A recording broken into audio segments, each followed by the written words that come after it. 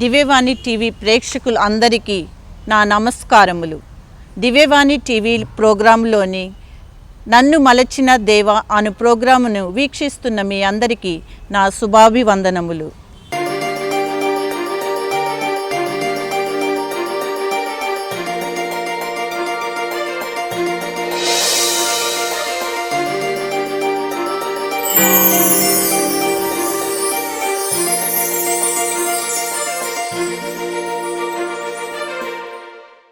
నా పేరు sister Mary Josephine Mallavarapu. నేను 1973 మార్చి 19న సత్తెనపల్లిలోని హోలీ ఫ్యామిలీ హాస్పిటల్ నందు జన్మించి ఉన్నాను. అక్కడే 7వ దినమున నాకు జోస్ఫిన్ అను నామకరణము చేసిన పూజ్య గురువులు పూదోట చిన్నయ్య స్వాముల వారు. మా తల్లిదండ్రులు మల్లవరపు బాలశవరయ్య అంతోనమ్మ గారి జ్యేష్ఠ పుత్రికను నేను. నాకు ఒక చెల్లి గవర్నమెంట్ నర్సుగా పొన్నూరు గ్రామం నందు ఏరియా హాస్పిటల్లో పనిచేయుచున్నది. నాకు ఒక తమ్ముడు ఉన్నాడు, మరియ జోసెఫ్ కుమారు. అతడు కూడా డయాలసిస్ టెక్నీషియన్గా తెనాలి నందు ఉద్యోగం చేయుచున్నాడు. నేను పాతరెడ్డిపాలెం గ్రామంలో 1వ తరగతి నుంచి 5వ తరగతి వరకు RCM ప్రాథమిక పాఠశాలలో విద్యను అభ్యసించారు. మా ఉపాధ్యాయులు నన్ను ఒక వ్యక్తిగా గుర్తించి నాలోని ప్రతి ఒక్కదానిని బయటికి వెలికి తీయటానికి ప్రయత్నించారు. వారి ప్రేమ ఆదరణ నాకు ఎంతో స్ఫూర్తిదాయకంగా నిలిచాయి. వారి ద్వారా నేను ఎన్నో విషయాలను, ఈ లోక సంబంధిత విషయాలను నేర్చుకున్నాను. అంతేకాకుండా మా పాతరెడ్డిపాలెం గ్రామము 18 మంది గురువులకు 21 మంది కన్యాశ్రీలను ఈ స్త్రీ సభకు సేవ చేయటానికి వారిని ఇచ్చింది. అంతేకాకుండా మా కుటుంబం నందు 2 ఫాదర్సు, నేను ఒక సిస్టర్ని. మా నాయనమ్మ ప్రోత్సాహముతో నేను సిస్టర్ను అయ్యాను. మా నాయనమ్మ ఎన్నో విషయాలను, భక్తిపూరిత విషయాలను నేను తన దగ్గర నుంచి ఎన్నో విషయాలను నేను నేర్చుకున్నాను. అంతేకాకుండా నా బాల్యము మా పాతరెడ్డిపాలెం గ్రామము అనగా నాకు చాలా ప్రీతి. వారి అన్న, వారి ఆప్యాయతల అన్న నాకు ఎంతో చనువుగా మా బంధువుల మధ్య ప్రేమానురాగాలతో జీవించి ఉన్నాను. వారు నేర్పించిన విద్యాబుద్ధులు, వారు నేర్పించిన ప్రేమ, వారు నేర్పించిన ఆప్యాయతము నాకు ఈ శ్రీ సభలో సేవ చేయటానికి ఎంతో తోడ్పడ్డాయి. అంతేకాకుండా మా పాతరెడ్డిపాలెం గ్రామము పచ్చదనములో, కాలువలలో నేను చేసిన చిల్లరి పనులు, నేను చేసిన అనుభవాలు, చెట్లు ఎక్కటము, దానిలో కాలువల్లో ఈత కొట్టటము, అంతేకాకుండా పరిగ ఎరుకొని వాటితో కొన్న బొమ్మలు నాకు ఇప్పటికీ మధుర స్మృతులుగా నిలిచాయి. అంతేకాకుండా నా 6వ తరగతి నుంచి 10వ తరగతి వరకు గుంటూరులోని Saint Joseph's girls high school నందు నేను విద్యను అభ్యసించాను. అక్కడ ఉన్న JMJ సిస్టర్స్ నన్ను ఎంతో విధముగా ప్రేరేపించి, వారు చూసే నడవడిక, వారు వేసుకునే వస్త్రాధరణ నన్ను ప్రేరేపణ చేశాయి. అంతేకాకుండా వాళ్ళు నా మీద శ్రద్ధను పెట్టి నన్ను ప్రోత్సహించి చదువుకోవటానికి, నాకు అసలుకి చదువు అంటేనే ఇష్టం లేదు. నేను చాలా వెనకబడేదాన్ని. నాకు చదువు అంటే ఇష్టం లేనప్పుడు మా సిస్టర్స్ నన్ను దగ్గర కూర్చోబెట్టి ఏమి చదవాలి, ఎలా చదవాలి అనేది నాకు బాగా నేర్పించి ఉన్నారు. నాకు చదువు కన్నా ఆటల మీద ఆసక్తి ఎక్కువ. అది చూసిన మా సుశీల టీచర్ గారు, గేమ్స్ టీచర్ గారు నన్ను చాలా ప్రోత్సహించి నన్ను ఆటల్లో ఒక దానిలో ఉన్న తర్ఫీదునిచ్చి నన్ను ఒక క్రీడాకారిణిగా గుర్తించి నేను మా స్కూల్ తరపున డిస్ట్రిక్ట్ లెవెల్లో హాకీ, వాలీబాల్ గేమ్స్ ఆడటానికి నన్ను ప్రోత్సహించి పంపించి ఉన్నారు. దానిలో నేను విజయాలను సాధించాను. అంతేకాకుండా మా 10వ తరగతి మా క్లాస్ టీచర్ గారైన సిస్టర్ సుందరి గారు ప్రోత్సాహముతో నేను సిస్టర్ని అవ్వాలనే ప్రేరేపణ నాకు మా సిస్టరు అందించారు. నేను చాలాసార్లు సిస్టర్కి చెప్పాను, నేను సిస్టర్ అవ్వాలి, నేను మీ సభలో చేరతాను అంటే మా సిస్టర్ ఒకటే చెప్పారు, మీ ఊరు నుంచి సిస్టర్స్ అవుతారు, మళ్ళీ వాళ్ళు వెళ్ళిపోతారు, నువ్వు అవ్వలేవు అని చెప్పారు. కానీ నాకు అదే ప్రోత్సాహాన్ని ఇచ్చింది. ఎందుకు అవ్వకూడదు, మా సిస్టర్స్ మా ఊరు నుంచి ఎందుకు వెళ్ళిపోయారు, నేను స్థిరంగా నేను సిస్టర్ అవ్వాలి, అక్కడే నేను పనిచేయాలి అని చెప్పేసి నేను అదే ఒక ప్రేరణగా తీసుకొని నేను పని చేయటానికి సిస్టర్లో జాయిన్ అవ్వటానికి నా ప్రేరణ అదే అనిపించింది. ఆ తర్వాత నేను ఇంటర్మీడియట్ నల్లబాడులోని సెయింట్ జోసెఫ్స్ జూనియర్ కళాశాల యందు విద్యను అభ్యసించి అక్కడని ముగించుకొని 1991 నేను నా ఇంటర్మీడియట్ కోర్సు పూర్తి చేసుకున్నాను. ఆ తర్వాత 1991 6 నెలలు మాకు తర్ఫీదుని ఇవ్వటానికి మాకు సిస్టర్ రోజాలు గారిని అస్పారెంట్ మిస్టర్స్గా మాకు ఎన్నిక చేశారు. వారు కూడా ఎన్నో విషయాలను తన జీవితంలో ఒడిదుడుకులను అన్నీ మాకు ఫస్ట్ తరంగా ఎక్స్ప్లెయిన్ చేశారు. వారు చూపించిన ప్రేమ మాకు ఈ సొసైటీలో ఈ జేఎంజే సభలో ఉండటానికి ప్రేరణ కల్పించాయి. అంతేకాకుండా మాకు ఇంగ్లీషు మరియు దేవునికి సంబంధించిన విషయాలను మొదటిసారిగా వారి దగ్గర నుంచి విని మేము ప్రేరేపితులము అయ్యాము.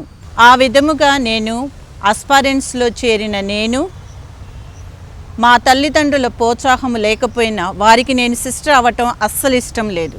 కానీ మా నాయనమ్మ నాకు కావలసిన అన్ని వస్తువులు సమకూర్చి నన్ను ఒక ఇంటి గృహిణిగా ఎలాగైతే ఇంటి నుంచి పంపిస్తున్నారో ఆ విధముగా మొత్తము నాకు సమకూర్చి నన్ను పంపించింది. మా కంపానియన్స్ 12 మంది మేము రైల్వే స్టేషన్లో ఉండగా 1992లో మేము అస్పారెంట్స్ నుంచి పోస్ట్లెన్సీకి వెళ్చున్నాము. అప్పుడు నా పాతరెడ్డిపాలెం గ్రామం విడవటం మరియు గుంటూరు గ్రామంను విడిచి వెళ్ళటం చాలా బాధాకరంగా ఉంది. అయినా మేము రైల్వే స్టేషన్లో మొదటిసారిగా ట్రైన్ ఎక్కుచున్నాము. అది నాకు తీరని లోటుగా మిగిలింది. అంతే మా కంపానియన్స్ 12 మంది మేము రైల్వే స్టేషన్లో ఉండి మా తల్లిదండ్రులను విడవలేక ఎంతోమంది వేడుస్తున్నారు. కానీ నాకు మాత్రము దేవుని పిలుపు, దేవునికి సేవ చేయాలనేది ఒక్కటితోటే నేను ఎంతో సంతోషముగా ఆ ట్రైన్ ఎక్కి మేము తమిళనాడులోని చిచ్చినాపల్లికి మేము మా పోస్ట్లెన్సీకి వెళ్ళాము. అక్కడ మా గురువులైన సిస్టర్ రేజిస్ గారు మమ్మలను ఎంతో ఆప్యాయముగా రైల్వే స్టేషన్కు వచ్చి మమ్మలను స్వీకరించి మళ్ళీ అక్కడ కాన్వెంట్కు తీసుకెళ్లారు. అక్కడ మేము మా సొసైటీ డాక్యుమెంట్స్ మరియు రక్షణ చరిత్ర, చర్చి చరిత్ర అనేక విషయాలు, అదే కాకుండా మా ఫౌండర్ అయిన ఫాదర్ మతియాస్ వుల్ఫ్ గారి జీవిత చరిత్రను క్షుణ్ణముగా మేము అధ్యయనం చేశాము. అంతేకాకుండా మాకు ఈ జీవితంలో ఉండే కష్టాలు నష్టాలు, మేము చేయబోయే ఏమి పని మేము చేయకపోతున్నాము, కమ్యూనిటీలో ఎలా ఉండాలి, ఎలా నడుచుకోవాలి, ఒక రిలీజియస్ లైఫ్లో మనం ఎలా ఉంటే మన జీవితాన్ని సార్థకం చేసుకోగలుగుతాము అనే విషయాలను క్లుప్తంగా మాకు ఆ సమయంలో మాకు ఏమీ తెలియకపోయినా చిన్న ఇంటర్మీడియట్ పిల్లలం, మాకేమి తెలుసు. కానీ మేము ఎన్నో విషయాలను వాళ్ళ ద్వారా నేర్చుకున్నాము. కానీ ఈ జీవితంలో మేము నిజంగా జీవిస్తామా అనే ఒక ప్రశ్న నాకు ఎప్పుడు మిగిలిపోయింది. నేను నిజంగా ఈ సిస్టర్ని అవుతానా? ఈ సమస్యలు, ఇక్కడ ఉండే సమస్యలు మనం అనుకుంటాము దూరపు కొండలు నునుపు అని. అక్కడ వాళ్ళ జీవితం ఏముంది? సిస్టర్స్ అంటే బాగా అన్నం పెడతారు, జపం చెప్పుకోవటం, వచ్చి పడుకోవటం, అక్కడికి వెళ్ళి వాళ్ళు డ్యూటీ చేసుకోవటం అనుకుంటాం. కానీ వారిలో ఉన్న కష్టాలు ఎవరికీ తెలియదు. ఎన్నో రాత్రులు, నిద్రలేని రాత్రులు, ప్రజలకు సేవ చేయటము, నైట్ డ్యూటీలు చేయటము, చాలా విషయాలు వాళ్ళకు ఉంటాయి.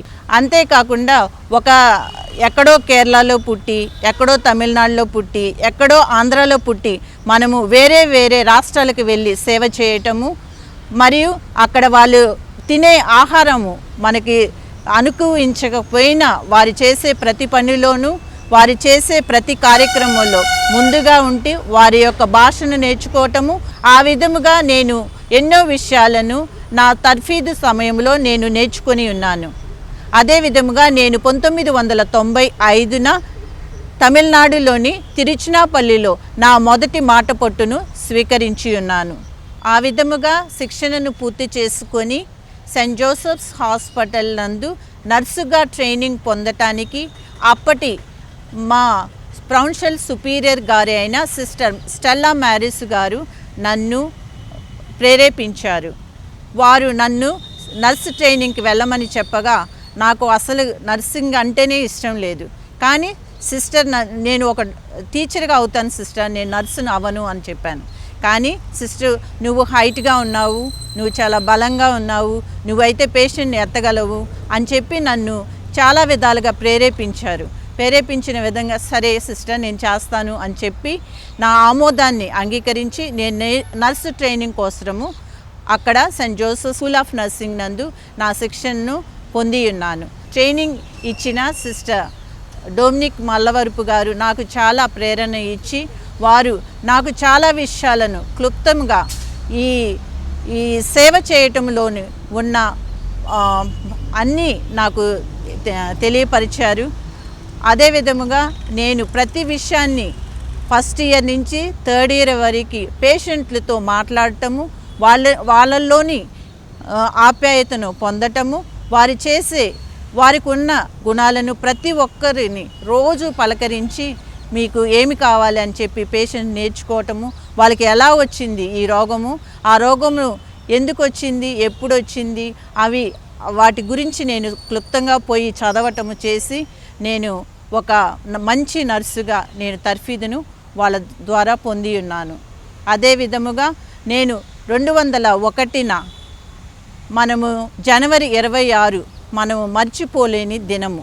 ఆ 26 రిపబ్లిక్ డే రోజు మనందరికీ యావత్ ప్రపంచానికి తెలుసు గుజరాత్లో ఏమి సంభవించిందా అని. దానికి గుంటూరు డైసిస్ తరపున నన్ను సిస్టర్ మర్సీ జార్జ్ గారిని మరియు సిస్టర్ షౌరమ్మ గారిని మమ్మల్ని ఆ భూకంప ప్రజలను చూసి వారికి పరిచర్యలు చేయటానికి మమ్మల్ని పంపించి ఉన్నారు. మేము అక్కడ గాంధీధామ్ అనే ప్లేస్లో ఒక టెంట్ వేసుకొని అక్కడ ఉన్న క్యాంపులో మేము చాలా సేవలను అందించాము.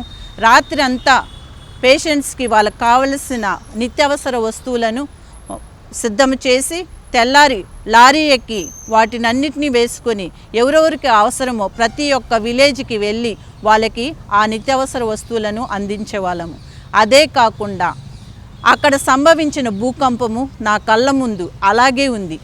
అలాగే బిల్డింగు లోపలికి వెళ్ళటము, ఎంతోమంది కాళ్ళు చేతులు నడుములు విరిగి మా క్యాంపు నందు చికిత్స చెందటానికి వచ్చి ఉన్నారు.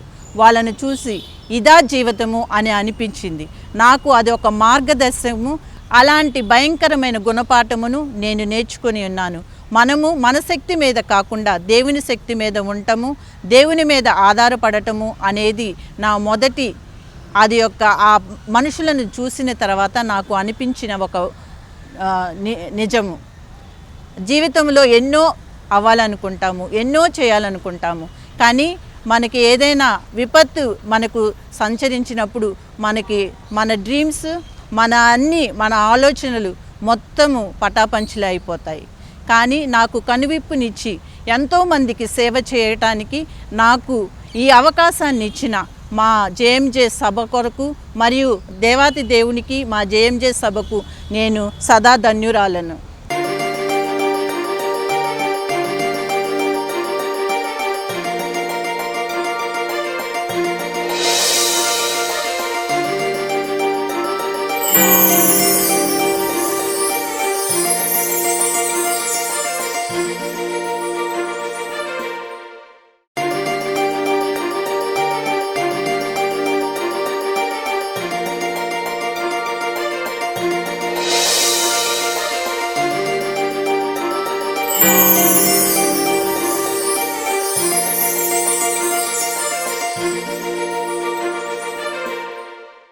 ఆ విధముగా నేను గాంధీధామ్ గుజరాత్లో చేసిన సేవలు నా కళ్ళ ముందు అదే విధముగా వారి ప్రాణాలు కోల్పోయిన విధానము, వారు అనుభవించిన ఎన్నో కష్టాలు నా కళ్ళ ముందు అలాగే తిరుగుచుంటూ ఉన్నాయి. అవి ఎన్నో నాకు గుణపాఠాలు నేర్పించాయి. అవి ఎప్పుడు దేవుడు నాకు ఇంత మంచి జీవితాన్ని ఇచ్చి ఇంత శ్రేయస్సునిచ్చి నన్ను కాచి కాపాడినందుకు. అప్పుడు కూడా మేము చాలాసార్లు భూకంపాలకు గురి అయ్యాము. ఒకసారి పూజ జరుగుతూ ఉండగా మేము అందరం కూర్చొని ఉన్నాము. అప్పుడు సడన్గా భూకంపం వస్తే అందరూ పారిపోయారు. పరిగెత్తి ఫాదర్ని వదిలేశారు, అన్నీ వదిలేసి మేము అక్కడి నుంచి పారిపోయాం. కానీ జీవితం ఎంత విలువైనది. మమ్మల్ని ఆ భూకంపాల నుంచి కూడా దేవుడు మమ్మల్ని రక్షించి తన సేవలో ఈ విధముగా నిలిచారు.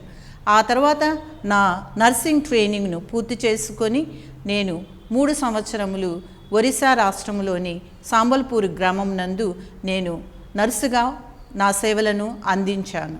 అక్కడ వారి ప్రజల తీరు, వారి యొక్క క్రమము, మేము వెళ్ళి చేసే మెడికల్ క్యాంప్స్ చాలా దోహదపడ్డాయి. నా సేవా తత్పదానికి అదొక మార్గము. అక్కడ నేను వారి యొక్క భాషను, మరియు నాకు ఒరియా రాదు, హిందీ రాదు, కానీ అక్కడ ఉన్న ప్రజలు నాకు ప్రతి విషయాన్ని మా స్టాఫ్ నాకు నేర్పించి ఈ విధంగా చెప్పాలి సిస్టర్, ఈ విధంగా చేయాలి సిస్టర్ అని వారు ఆహారపు అలవాట్లు, వారు చేసే ప్రతి విషయము నాకు దగ్గరగా ఉండి నాకు అన్ని విషయాలను నేర్పించారు. అదేవిధంగా అక్కడ మేము ఎక్కువ గర్భిణీ స్త్రీలకు పిల్లలకు ఎక్కువ సేవలు అందించేవాళ్ళము. వారు డెలివరీ చేయటంలో నేను సహాయపడేదాన్ని. వారు చాలామంది దూర ప్రదేశాల నుంచి, పల్లెటూరుల నుంచి డెలివరీస్కి అప్పుడు సిస్టర్ డాక్టర్ ఆనీ గారు అక్కడ సేవలను అందించారు. వారు ఎప్పుడు పిలిచినా రాత్రి పగలు అనుకోకుండా తన సేవలను ఆ గర్భిణీ స్త్రీలకు కేటాయించేవాళ్ళు. వాళ్ళు డెలివరీ అవుతుండగా వారు ఇబ్బంది పడుతుంటే నేను సిస్టర్ని పిలిచి డెలివరీ కేసుల్లో కానీ, సిజేరియన్ సెక్షన్లో కానీ నేను వారికి తోడ్పడుతూ ఉండేదాన్ని. అలాగా నా సేవను అక్కడ ముగించుకొని సెయింట్ జోసెఫ్స్ హాస్పిటల్ నందు మళ్ళీ 3 సంవత్సరములు ఇక్కడ పనిచేయటానికి నన్ను బదిలీ చేసి ఉన్నారు. అక్కడ కూడా నేను ఆపరేషన్ థియేటర్లో మరియు డెలివరీ రూమ్లో నా సేవలను అక్కడ అందించి ఉన్నాను. అక్కడ కూడా చాలామంది తన బెడ్ మీద, ఆపరేషన్ బెడ్ మీద పడుకుంటే నాకు ఒకలాంటి ప్రేరణ, నాకు ఒకలాంటి తలంపు, ఏంటా ఈ జీవితంలో ఇదేనా మనం చూసేది, ఇదేనా శ్రమలు అనిపించేవి. కానీ దేవుడు వాళ్ళందరికీ శ్వాసత, వారికి జీవాన్నిచ్చి వారి యొక్క మళ్ళీ ఆరోగ్యాన్ని పొందుకొని వారి యొక్క జీవితాన్ని సక్రమంగా నడవటానికి వారికి దోహదపడ్డారు. మనం ఒక్కోసారి బెడ్ మీద కూడా ప్రాణం పోవచ్చు, ఆపరేషన్ బెడ్ మీద కూడా ఒక్కోసారి అనస్థీషియా మనకి ఎక్కకపోవచ్చు. కానీ ఎన్నో సమస్యలను ఎదుర్కొని అవన్నీ నా కళ్ళ ద్వారా, నా చేతుల ద్వారా ఎంతోమందిని చూసి ఉన్నాను. అదే విధముగా డెలివరీ రూమ్లో కూడా వాళ్ళు పడే అవస్థలు, వారి పడే నొప్పులు, కానీ ఎన్నో బాధలు వాళ్ళు అనుభవించి ఒక బిడ్డ ప్రాణాన్ని బయటికి తీసుకురావటానికి వాళ్ళు చాలా దోహదపడుతున్నారు. వాళ్ళన్నిటినీ నేను నా జీవితంలో చవిచూచి నా జీవితాన్ని ఒక సేవా భావాన్ని దృక్పథంగా నేను మలుచుకున్నాను. ఇవి అన్నీ దేవుడు నాకు ఇచ్చి నువ్వు చేయగలవు, నన్ను ప్రేరేపించిన దేవాతి దేవునికి స్తోత్రములు. అదే విధముగా మా సభ, జేఎంజే సభ నాకు ఎన్నో ఆపర్చునిటీస్ ఇచ్చి నన్ను ఈ విధముగా ఒక వ్యక్తిగా మలచటానికి నన్ను తోడ్పడినందుకు మా జేఎంజే సభకు నేను ఎల్లవేళలా రుణపడి ఉంటాను. 2006 సంవత్సరంలో మా ప్రొవిన్షియల్ సుపీరియర్ గారైన సిస్టర్ స్టెల్లా మ్యారీస్ గారు నా దగ్గరికి వచ్చి, జోస్పిన్ నువ్వు గానా మిషనరీగా వెళ్తావా అని అడిగారు. ఒక్కసారిగా నేను స్టన్ అయిపోయి నాకు మాటలు రాలేదు. నేనా అనుకున్నాను, నేను నిజంగా వెళ్ళి అక్కడ సేవ చేయగలనా, నేను నిజంగా అక్కడికి వెళ్ళి ఉండగలనా, నేను అక్కడ నిజంగా వాళ్ళందరితో బతకగలనా అనేది నాకు క్వశ్చన్స్. కానీ సిస్టర్కి నేను మాత్రం ఏమీ చెప్పకుండా, నేను వెళ్తానని చెప్పలేదు, నేను వెళ్ళను అని చెప్పలేదు. సిస్టర్ కూడా నన్ను ఏమీ అడగలేదు. నువ్వు ఆలోచించుకో, ఇప్పుడే నువ్వు నా సమాధానం చెప్పనవసరం లేదు అని అన్నారు. అనగా నేను మెదలకుండా ఉన్నాను. ఆ తర్వాత నేను 2007 గానాకు వెళ్ళాను. ఫస్ట్ సారి నేను ఫ్లైట్ ఎక్కుతుంటే అదొక ఉత్సాహము. కానీ అందరినీ విడిచి వెళుతున్నాను, మళ్ళీ వాళ్ళని కలవను, ఏమైనా అవ్వచ్చు. ఈ విమానము ఇక్కడి నుంచి దుబాయ్ వెళ్ళటం, దుబాయ్ నుంచి ఆక్రా మా గానాకి వెళ్ళటం అనేది, అక్కడ కూడా మా సిస్టర్స్ చాలామంది నా దగ్గరకు వచ్చి, నువ్వు చేయగలవు జోస్పిన్, నీకు ఆ సేవా దృక్పథం నీకుంది, నీలో ఉంది, నువ్వు చేయగలవు, అక్కడికి వెళ్ళి అని చెప్పి ప్రేరేపణ ద్వారా నేను అక్కడికి వెళ్ళగలిగాను. అక్కడ కూడా మా జేఎంజే సిస్టర్స్, వేరే ప్రావిన్స్ వాళ్ళందరూ ఉన్నా కానీ మేమందరము ఒక సంస్థగా మేమందరము ప్రతి ఒక్కదానికి తోడ్పడుతూ మేము సేవలు అందించే వాళ్ళము. అక్కడ నేను వెళ్ళగానే నర్సింగ్ కౌన్సిల్లో గానా నర్సింగ్ కౌన్సిల్లో ఎగ్జామ్ రాసి ఫస్ట్ టైంనే నేను ఉత్తీర్ణతను చెంది అక్కడే ఉన్న 3 కుమాసి హాస్పిటల్ నందు నేను తర్ఫీదుని పొంది అక్కడే స్పిరిటైన్ ఫాదర్స్ దగ్గర ఉండేదాన్ని.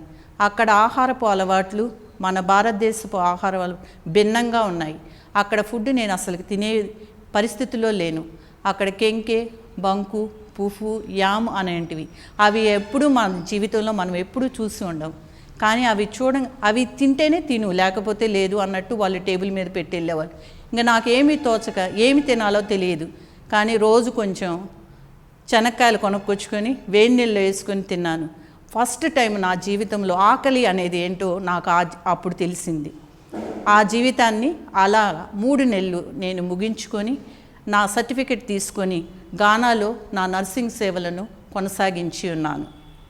ఆ విధముగా గానా నర్సింగ్ కౌన్సిల్లో నర్సింగ్ సర్టిఫికెట్ని తీసుకొని అప్పటి మా రీజనల్ సుపీరియర్ గారు అయిన రెజినా గువలా గారు నన్ను ఎన్డి డైసిస్లోని ఒక మారుమూర పల్లెటూరు అయిన సంబోలి అనే గ్రామానికి నన్ను బదిలీ ఇచ్చారు. అక్కడికి వెళ్ళక ముందు నేను ఒక చిన్న వడకం చేసి వెళ్ళాలని ప్రయత్నించాను. ఆ తర్వాత వడకం చేసి వెళ్ళుచుండగా ఒక కొలను చూసి అక్కడ ఊరక కాళ్ళు కడుక్కుందామని అక్కడికి వెళ్ళంగానే కాళ్ళు జారి కింద పడిపోయాను. అప్పుడు నా కుడి చెయ్యి ఇక్కడ మణికట్టు దగ్గర ఇరిగిపోయింది. ఇది నిజంగా దేవుని సంకల్పమా నేను ఇక్కడికి రావటం? ఎందుకు దేవుడు నన్ను ఎలా చేశాడు? నా చేయి ఇరిగిపోయింది, ఇప్పుడు నేనేం పని చేయగలను? ఇప్పుడే నాకు కొత్తగా ట్రాన్స్ఫర్ వచ్చింది, మళ్ళీ నేనేం చేయగలను అనేది నాకు నిరుత్సాహం కలిగించింది. 1 నెల రెస్ట్ తీసుకొని మా సిస్టర్ గారు వేరే సిస్టర్ను పంపించి నాకు సఫర్ చేసి నన్ను ప్రోత్సాహం ఇచ్చారు. ఆ తరువాత నేను సంబోలి గ్రామానికి వెళ్ళాను. అది ఒక చిన్న పల్లెటూరు. అక్కడ మంచినీళ్ళు తాగటానికి నీళ్లు లేవు, కరెంట్ లేదు, ఉండటానికి సరైన ఇల్లు లేదు. అలాంటి పరిస్థితుల్లో నేను అక్కడికి వెళ్ళి మాకంటూ కూడా సిస్టర్స్ మేమిద్దరం వెళ్ళాము అక్కడికి.